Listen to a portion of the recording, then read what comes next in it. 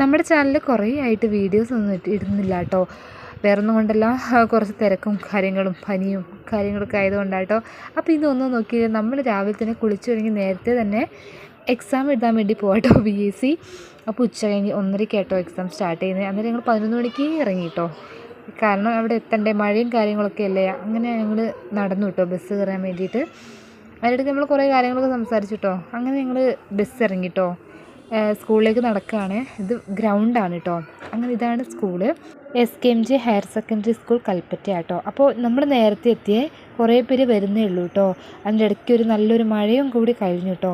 പിന്നെ ഇതാണ് school ground കേട്ടോ, വലിയ ഗ്രൗണ്ടാണ്.